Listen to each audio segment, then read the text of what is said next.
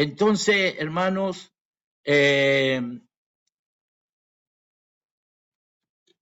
importante es eso. Siempre velar, orar en todo tiempo.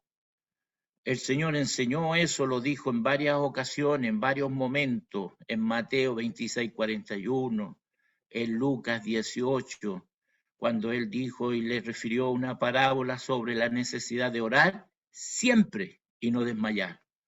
En Mateo 26:41 dice, le dijo a sus discípulos ya al final, al terminar casi el capítulo, velar y orar. ¿Para qué? Para que no caigáis en tentaciones. El espíritu a la verdad está dispuesto, pero la carne es débil. Entonces, esa es la primera enseñanza que podemos sacar de esto.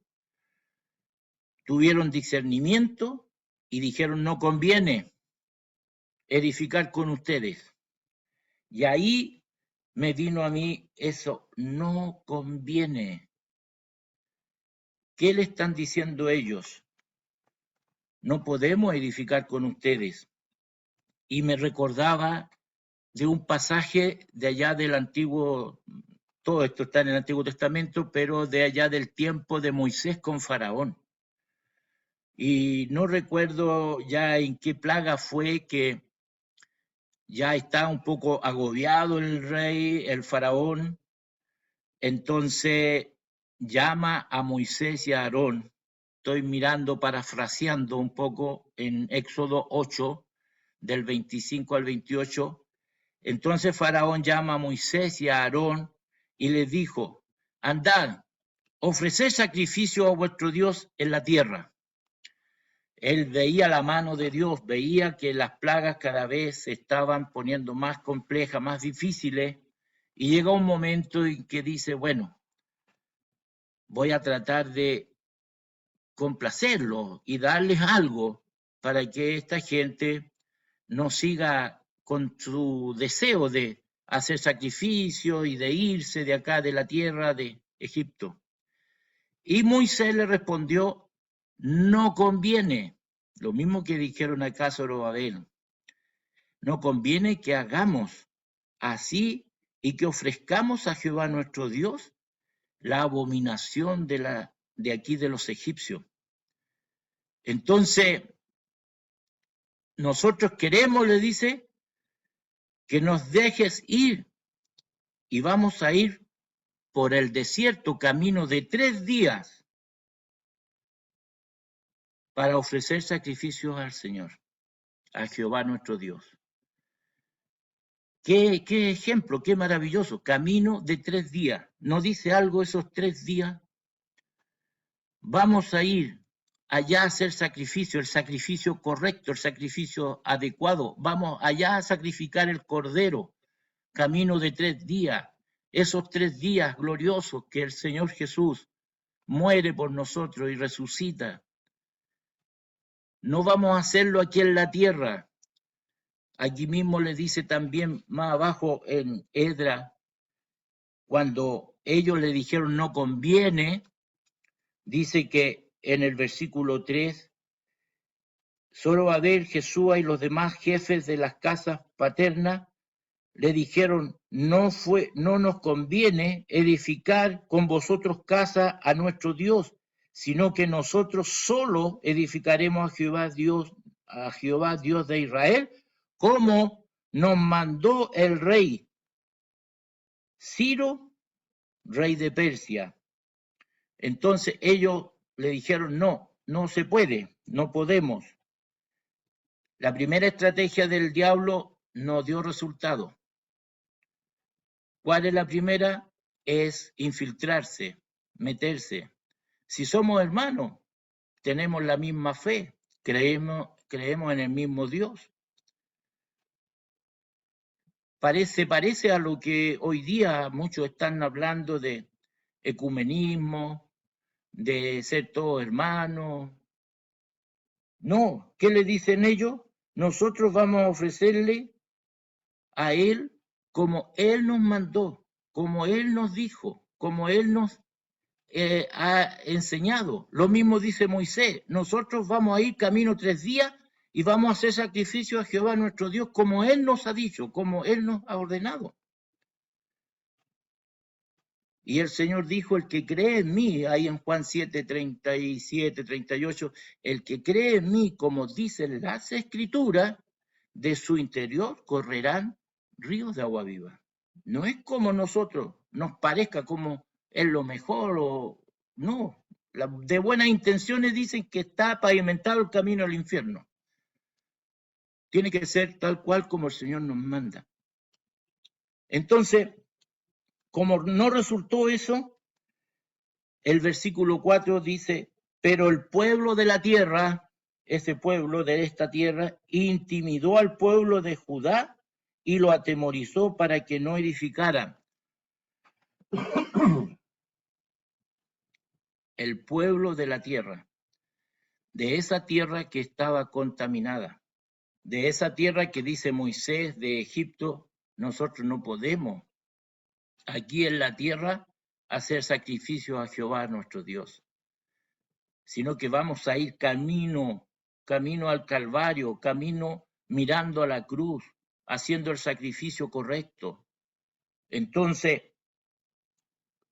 la segunda estrategia del maligno, meter miedo, intimidar, atemorizar y decir no, no es posible, no se puede, estamos viviendo otros tiempos, no es lo mismo. ¿No has escuchado esas palabras? Eso fue antes habían sanidades, antes se podía hacer esto, a tiempo atrás. Hoy día no. Antes se podía hacer esto otro, estamos viviendo tiempos tan difíciles, ahora no se puede. Atemorizar, asustar, intimidar.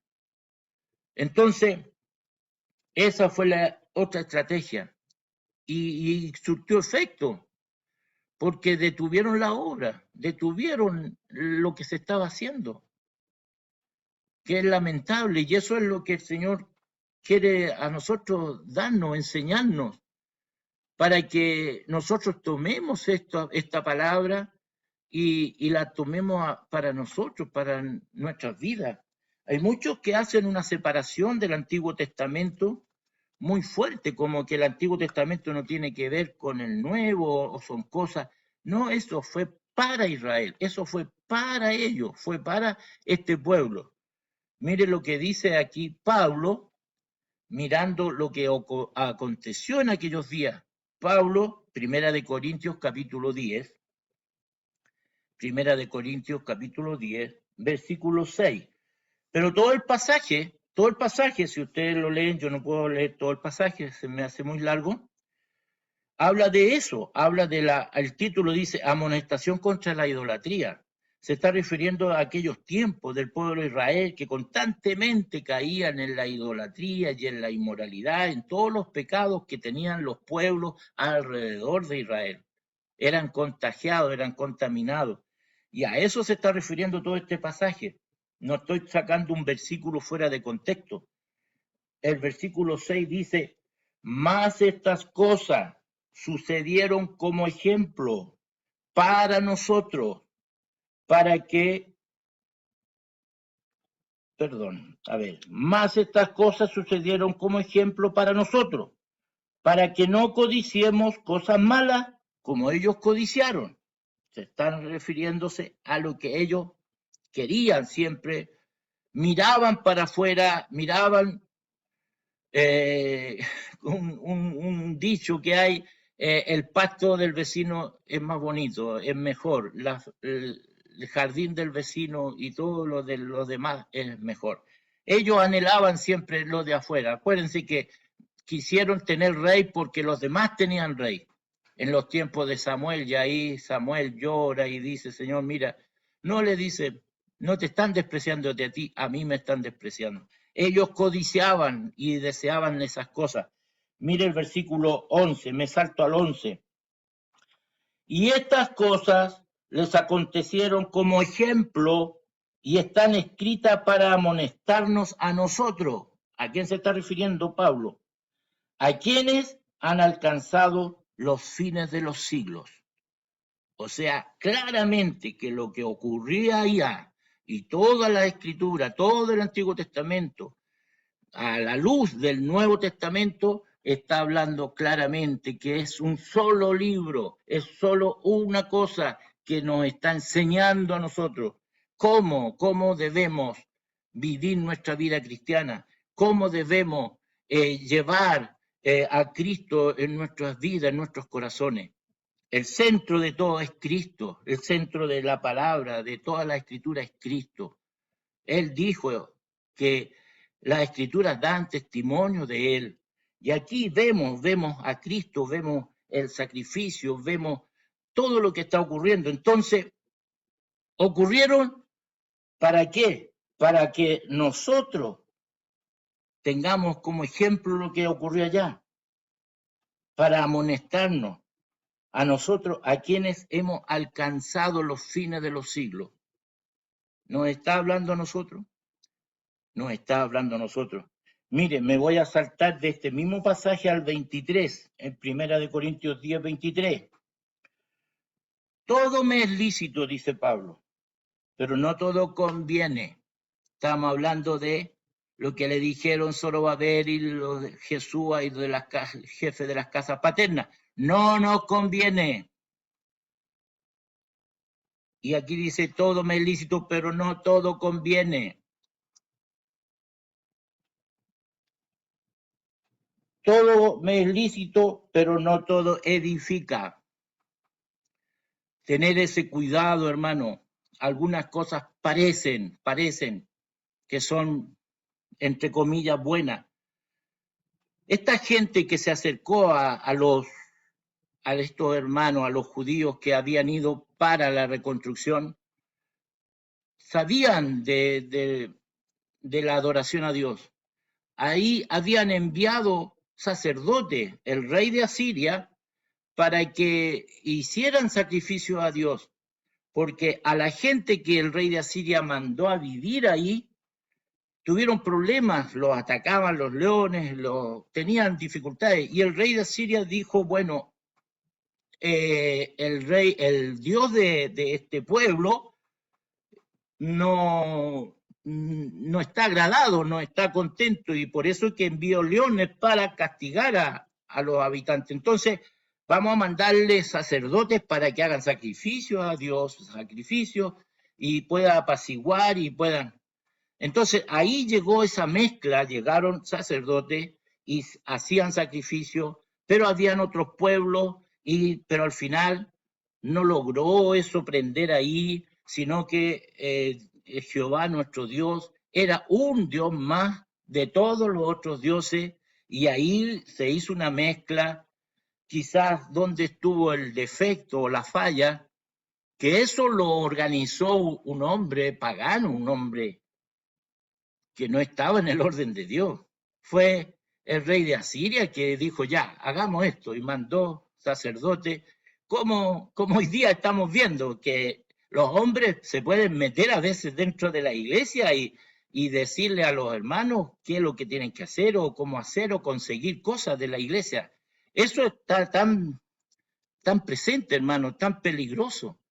La iglesia del Señor es santa, es pura, no se puede mezclar, no se puede contaminar con nada de este mundo. Y por eso no podía prosperar, porque ahora venía la reedificación, venía la construcción del templo, pero bajo el orden de Dios. Dios toma a sus profetas, Dios toma a los que Él desea, incluso puede tomar gentiles, pero que están bajo su control. Y acá ese era el problema. Entonces, de ahí salen los samaritanos, de toda esa mezcla de esa gente que estaba ahí. Y Jesús lo dijo, y también ahí cuando conversa con la mujer samaritana. ¿Por qué? Porque ellos tenían, cuando la mujer le dice a Jesús, ustedes dicen que allá en Jerusalén, ustedes dicen que allá en ese monte, y nosotros decimos que aquí. Ellos tenían su monte, tenían su ciudad, tenían todo aparte. Pero Jesús le aclara y le dice, no, la salvación viene de los judíos. Y Él busca, y Dios es espíritu, y busca que le adoren en espíritu y en verdad. Hoy día, igual. Dios quiere que le adoremos en espíritu y en verdad. Muchas cosas, hermanos, parecen buenas, pero no convienen, no hacen bien. Hay una cosa que está entrando, como el maligno va poniendo astucia, no sé, resquicio. Si la Biblia no lo prohíbe, entonces, ¿por qué nos complicamos? Porque no lo dice explícitamente. Entonces, si la Biblia no lo prohíbe, entonces, cuidado, hermano, a Dios no lo podemos engañar. Su palabra dice, no os engañéis, Dios no puede ser burlado. A Dios no lo podemos engañar. ¿Qué es lo que hay detrás de todo este pasaje, hermano, que yo quiero compartir? Es que el Señor quiere santidad. El Señor no quiere que se mezcle el mundo con lo que Él quiere. Él no va a recibir lo que viene de afuera, no va a recibir una mezcla, no va a recibir esta cosa. Él quiere. ¿Quién subirá al monte santo? El limpio de mano, de corazón puro. No cualquiera que diga, sí, yo también creo, yo también, no, hermano.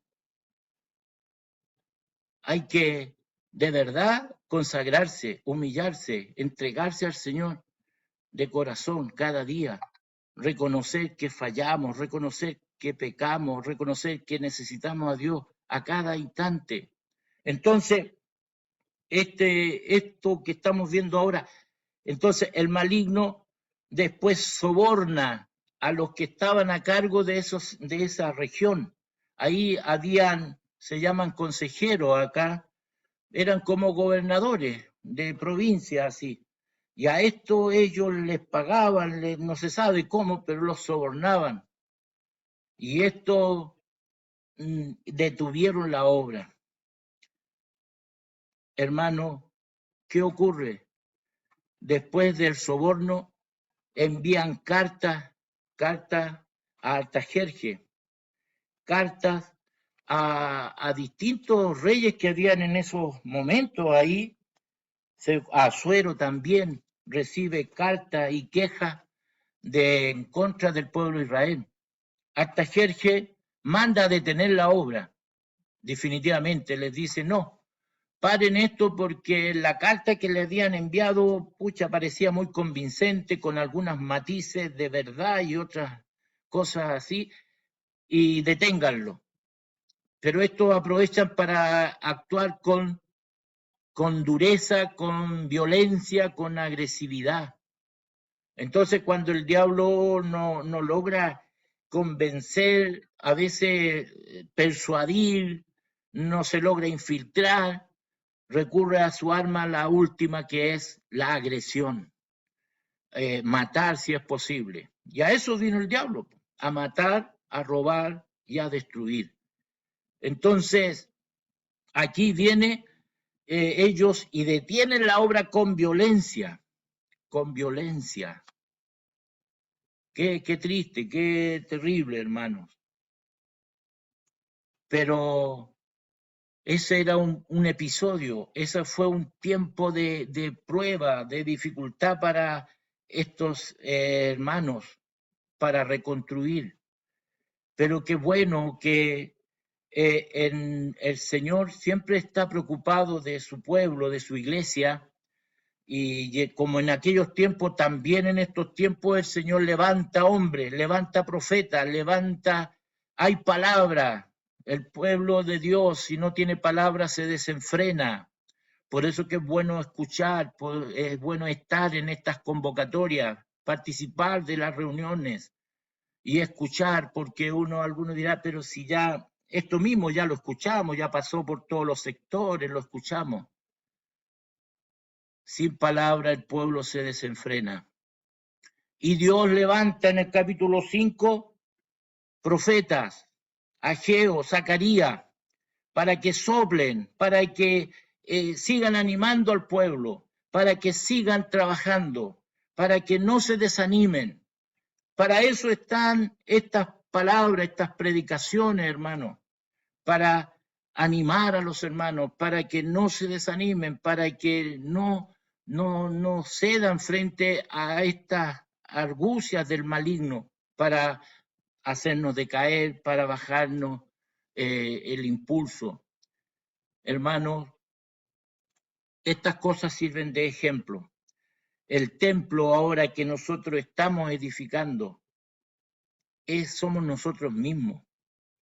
Nosotros somos el templo del Señor. Miremos aquí en Primera de Corintios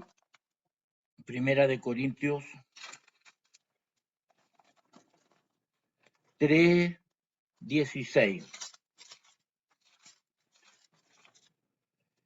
Primera de Corintios 3:16.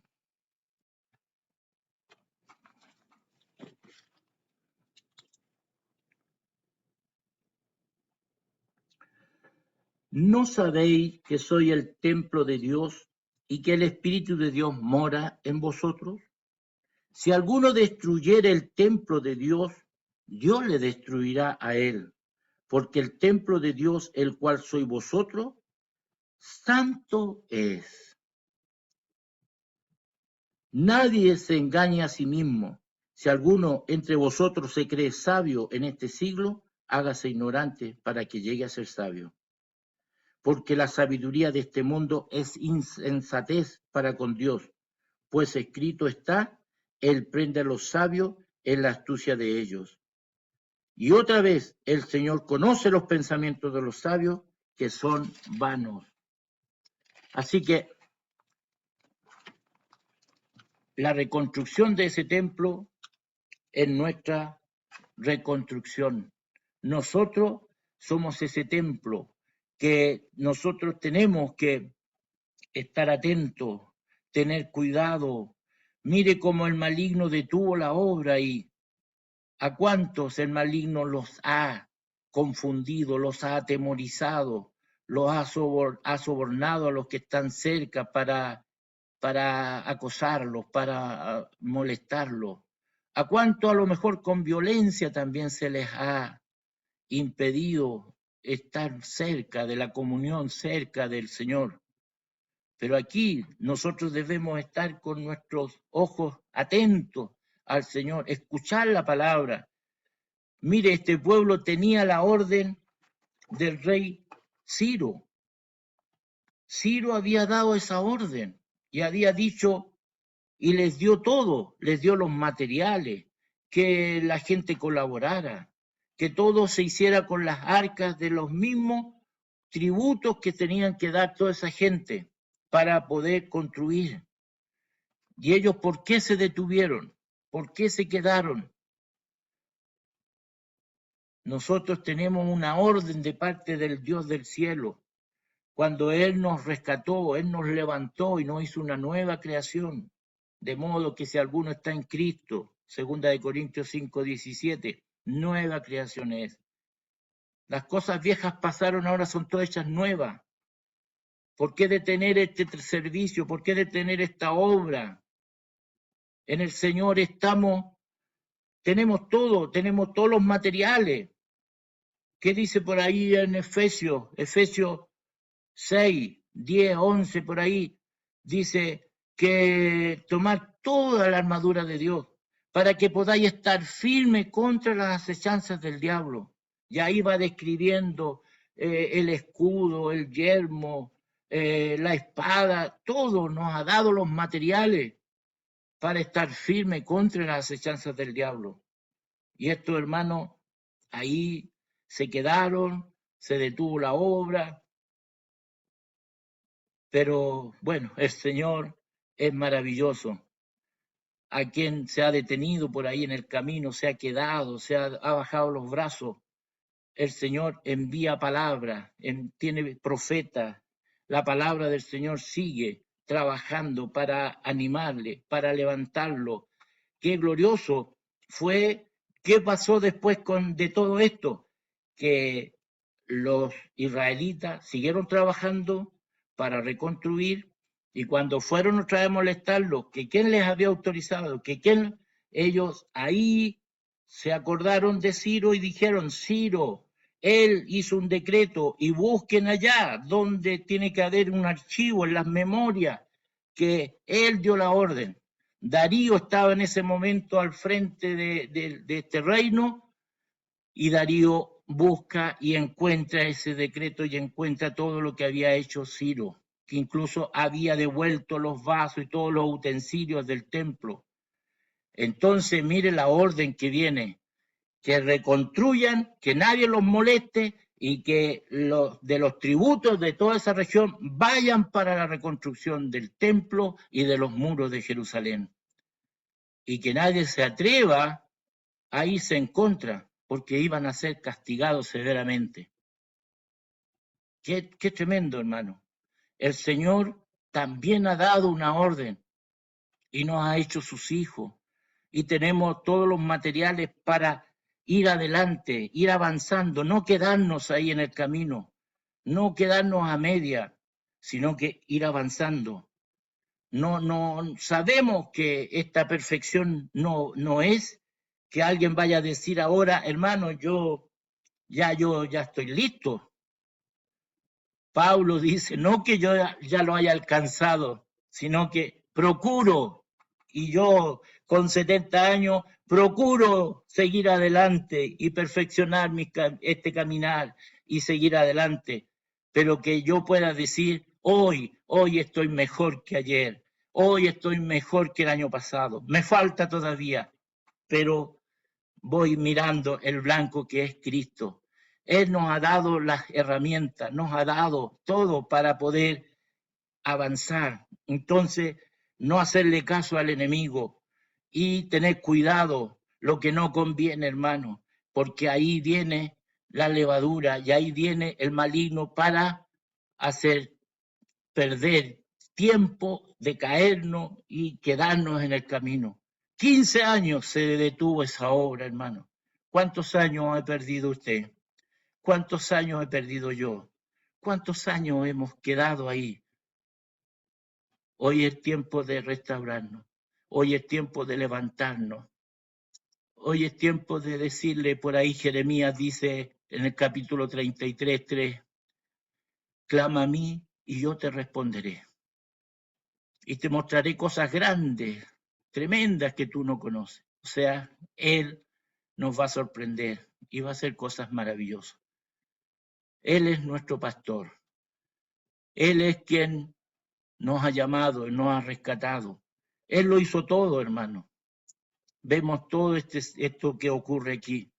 De verdad el pasaje es precioso, es maravilloso, hay mucho más que sacarle, pero yo en esta hora he querido mostrar esto, he querido compartir esto que a mí me ha tocado y que podamos ser como Edra, que dice que no solo él se preocupó de estudiar, de leer, sino que también de hacer, de vivir.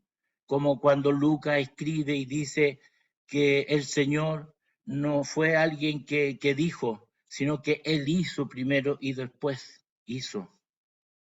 Entonces, cuando él escribe esa carta a aquel Teófilo, no me recuerdo quién era, a quien le manda ese escrito sobre Lucas y sobre los hechos, que la vida de Jesús fue completamente transparente. Él hizo, vivió, practicó y después habló. Que nosotros, como Edras también, estudiemos la palabra, nos consagremos y vivamos la palabra. Que el Señor nos bendiga. Yo animo en esta hora a quien haya quedado por ahí desanimado, sin fuerza. El Señor le da otra oportunidad, nos da otras oportunidades. Él es precioso, Él es maravilloso. Que el Señor nos bendiga, bendiga a la iglesia. Eso era lo que tenía en mi corazón. Bendiciones. Vamos a orar. Padre amado, gracias en esta hora, porque tu palabra es viva, tu palabra es eficaz, útil para enseñar, para redarguir, para corregir, para animar en esta hora, Señor, que esta palabra que fue de los hechos que ocurrieron en aquellos tiempos, Señor, cuántos años, 400 o 500 años antes de Cristo, hoy día nos hablan a nuestros corazones, nos hablan a nuestras vidas. Que tengamos cuidado cómo trabaja el enemigo, que no nos contaminemos con la tierra, no nos contaminemos con las ideologías de este mundo. Tú quieres que hombres te busquen y te sirvan en santidad. Perdona nuestros pecados, perdona nuestras faltas, que tu palabra quede grabada en cada corazón. Te lo rogamos, te lo suplicamos por medio de Jesucristo, tu Hijo amado. Amén. Gracias, Padre. Amén.